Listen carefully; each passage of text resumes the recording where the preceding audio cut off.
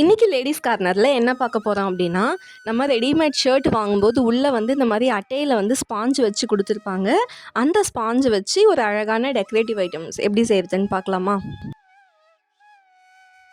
First அந்த ஸ்பாஞ்சை வந்து 2ஆ cut பண்ணியிருக்கேன். ஸோ அந்த நீட்டு வாக்கு இருக்கும், அதை வந்து மடிச்சுட்டு இந்த மாதிரி குட்டி குட்டியாக மெலிசாக வந்து கட் பண்ணிட்டு வரணும். ஃபுல்லாக எட்ஜஸ் வரைக்கும் கட் பண்ண தேவையில்ல, ஓரளவுக்கு நம்ம சென்டரில் கேப் விட்டு வந்து இந்த மாதிரி கட் பண்ணிக்கலாம்.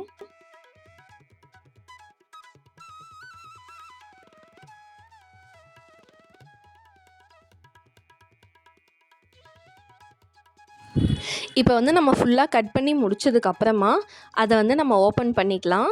இப்போ வந்து இந்த மாதிரி தான் இருக்கும். 2 பக்கமுமே வந்து நம்ம கட் பண்ண பீசஸ் இருக்கும். இப்போ அந்த சென்டரில் பிடிச்சிக்கிட்டு இந்த மாதிரி நம்ம லூஸாக ரோல் பண்ணணும். டைட்டாக ரோல் பண்ணோம் அப்படின்னா வந்து நமக்கு அந்த பால் ஷேப் வராது. லூஸாக ரோல் பண்ணி முடிச்சதுக்கப்புறமா அக்ரிலிக் கலர்ஸை இந்த முனையில் வந்து டேப் பண்ணிக்கலாம் லைட்டாக.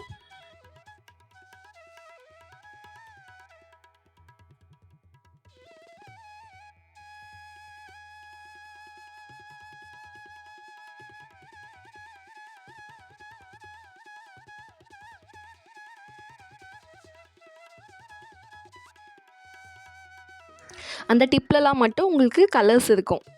உங்களுக்கு எந்த கலர்ஸ் வேணுமோ வந்து நீங்கள் இந்த மாதிரி டேப் பண்ணிக்கோங்க. 2 பக்கமுமே டேப் பண்ணி முடித்ததுக்கப்புறமா சென்டரில் ஒரு நூல் வந்து வச்சு நம்ம கட்டிக்கணும். நூல் கட்டி முடித்ததுக்கு அப்புறமா இந்த மாதிரி டைட்டாக அந்த நூலை இழுத்தோம் அப்படின்னா அது வந்து ஒரு பால் ஷேப்க்கு வந்து ஃபார்ம் ஆகி வரும். இது வந்து நீங்கள் டைட்டாக ரோல் பண்ணிங்கன்னா உங்களுக்கு இந்த மாதிரி வராது. லூஸாக இருந்து அதுக்கப்புறம் நீங்கள் நூலை வச்சு டைட் பண்ணும்போது தான் 2 சைடுமே வந்து உங்களுக்கு பால் ஷேப்பில் ஃபார்ம் ஆகும். இதுக்கு நீங்கள் நார்மல் நூலை விட உள்ளன் நூல் யூஸ் பண்ணிக்கலாம். நம்ம முனையில் வந்து பெயிண்ட்டு டேப் பண்ணதால் அங்கங்கே கொஞ்சம் ஒட்டிகிட்டு இருக்கும், அதெல்லாம் நல்லா விரித்து விட்டுக்கலாம்.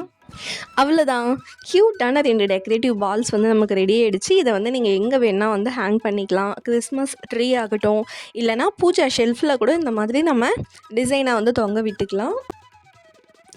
அடுத்து வந்து வீட்டில் வேஸ்ட்டாக தூக்கி போடுற டானிக் பாட்டில்ஸ் இருந்தது அப்படின்னா இந்த மாதிரி நீங்கள் செஞ்சு பாருங்கள். ஃபஸ்ட்டு அந்த டானிக் பாட்டில் மேலே இருக்க அந்த ஸ்டிக்கரை வந்து நம்ம பிச்சு எடுத்துக்கலாம். அதுக்கப்புறமா அந்த நெக் போர்ஷன் மட்டும் நம்ம தனியாக வந்து கட் பண்ணி எடுத்துக்கலாம். இதுக்கு வந்து நீங்கள் ஷார்ப்பான நைஃபு, கட்டர் அந்த மாதிரி யூஸ் பண்ணிக்கோங்க. அப்போ தான் வந்து நமக்கு ஈவனாக வந்து கட் பண்ண முடியும். என்கிட்ட இப்போதைக்கு கத்திரிக்கோல் தான் இருக்குது. பட் கத்திரிக்கோலில் வந்து உங்களுக்கு அந்தளவுக்கு ஃப்ளாட்டாக ஈவனாக வந்து வராது, கொஞ்சம் கட் பண்ண கஷ்டமாக இருக்கும். இப்போ அந்த நெக் ஷேப்பில் வந்து ஒரு க்ரீன் கலர் டேக் மாதிரி இருக்குது, அதையும் வந்து நம்ம கட் பண்ணி எடுத்துக்கலாம். இது வந்து ஃபுல்லாக நீங்கள் பெயிண்ட் அடித்து கூட கவர் பண்ணிக்கலாம். இப்போதைக்கு நான் வந்து நெயில் பாலிஷ், கலர் கலராக இருக்க நெயில் பாலிஷ் வந்து அங்கங்கே அப்ளை பண்ணிக்கிறேன். இது வந்து டிரான்ஸ்பரண்ட்டாக அங்கங்கே பூ போட்டு ஒரு டிஃப்ரெண்ட்டான டிசைனாக இருக்கும்னு யூஸ் பண்ணுறேன்.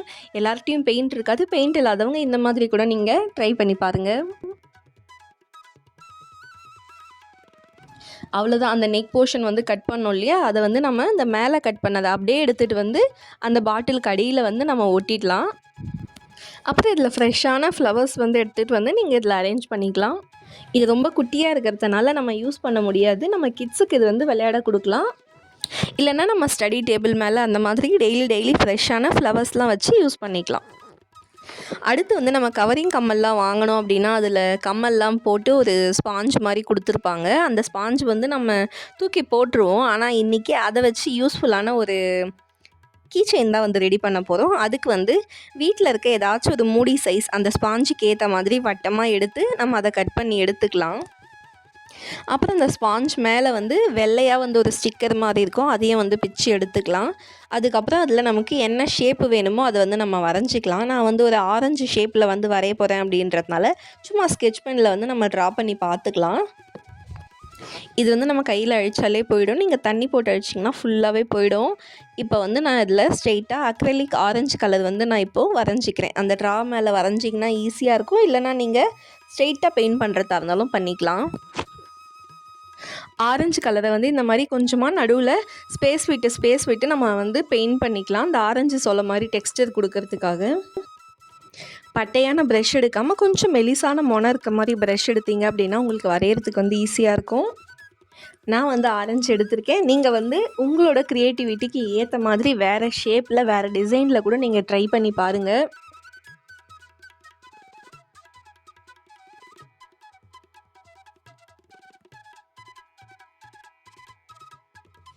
இப்போ ஓரத்துலேயும் இதே மாதிரி ஆரஞ்சு கலரில் இந்த மாதிரி பெயிண்ட் பண்ணிக்கலாம்.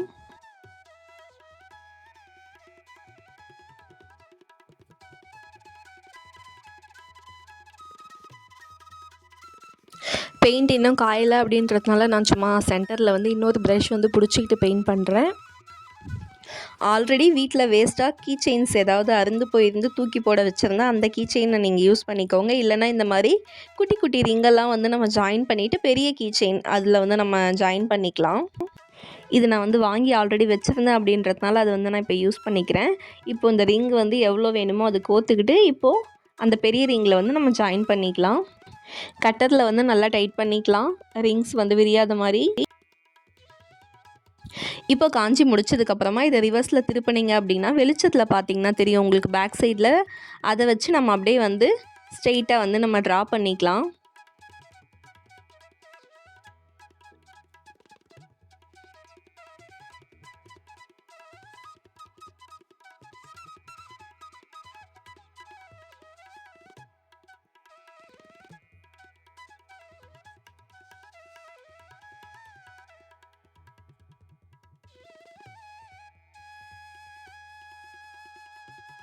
இப்போ இது ஃபுல்லாக முடிச்சதுக்கப்புறமா அந்த எட்ஜஸ் ஓரத்தில் சுற்றியுமே வந்து இங்கேயே வந்து ஆரஞ்சு கோட்டிங் கொடுத்துட்டோம் அப்படின்னா நமக்கு அழகாக வந்து ஒரு ஆரஞ்சை வந்து ஸ்லைஸ் பண்ண மாதிரி ரெடி ஆகிடும். வெயிட்லெஸ்ஸாக கீ செயின் வந்து யூஸ் பண்ணணும்னு நினைக்கிறவங்க இதை கண்டிப்பாக ட்ரை பண்ணி பாருங்கள்.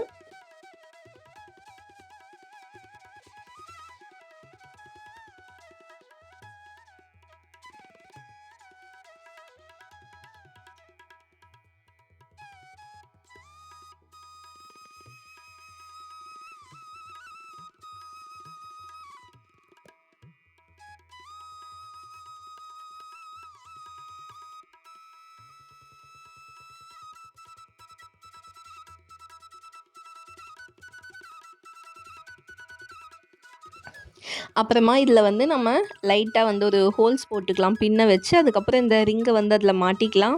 அவ்வளோதான், அழகான கீ செயின் வந்து இப்போ ரெடி ஆகிடுச்சு. இதை வந்து நீங்கள் பேக்கில் கூட நம்ம ஜிப்பில் வந்து ஸ்டைலாக வந்து மாட்டிக்கலாம். பிளாக் பேக்கில் வந்து உங்களுக்கு நல்லா கான்ட்ராஸ்ட்டாக இன்னும் அழகாக இருக்கும். இல்லை அப்படின்னா கீ செயினில் கூட நீங்கள் மாட்டி யூஸ் பண்ணிக்கலாம். இந்த அழகான கீ செயின் உங்களுக்கு பிடிச்சிருக்கும் நம்புகிறேன். இந்த வீடியோ உங்களுக்கு பிடிச்சிருந்தா லைக் பண்ணிக்கோங்க. சப்ஸ்கிரைப் பண்ணாமல் பார்க்குறவங்க சப்ஸ்கிரைப் பண்ணுங்கள். அப்புறம் உங்களுக்கு பிடிச்சவங்களுக்கு இந்த வீடியோ ஷேர் பண்ணுங்கள், அவங்களும் ட்ரை பண்ணி பார்க்கட்டும். அடுத்த வீடியோவில் பார்க்கலாம். டாடா.